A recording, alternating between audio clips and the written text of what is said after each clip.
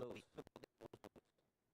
Or when is the last time we even not only just looked at the notes, but actually applied it to our lives? Look, I'm guilty.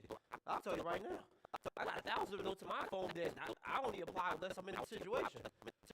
I'm not going to lie to you. I'm just as guilty as well.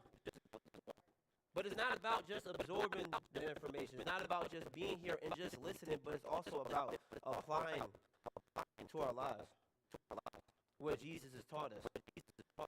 So now I'm really going to talk about how we can be more doers of the word instead of just listening.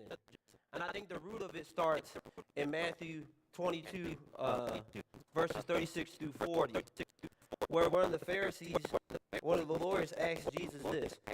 And he says, "Teacher, which is the great commandment in the law?" And he said to him, "You shall love the Lord your God with all your heart and with all your soul and with all your mind.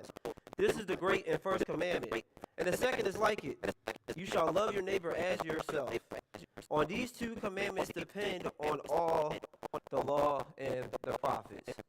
So I believe this is extremely important because if we want to be more of doers and applying what Jesus says into our life, having a relationship with him is the most important thing. All your heart, soul, and mind, that means honoring him over yourself. That means he's the number one priority over you, over everyone. That you're dedicating all your time with him.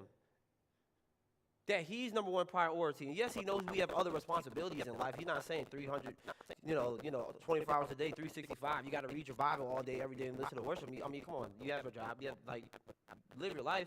But where's your priority laid at? Because once we do that, then we'll be able to truly love our neighbors as ourselves because we have a root to the person that we can only do it, and that's Christ.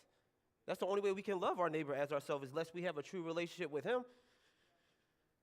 So that's where the root starts, is Jesus, right?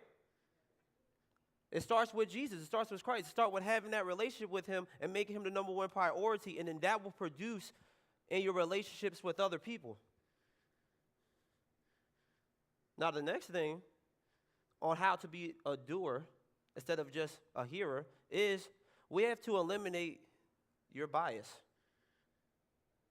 Eliminate your bias. And I'm going to explain what I mean by that. So now we're going to talk about James in James chapter 2. So in chapter 2, he is talking about two specific problems that the Jewish Christians are doing. So the first half, he's talking about partiality and the sins of partiality, which we're about to get into in a second. And then he also talks about how important works actually are.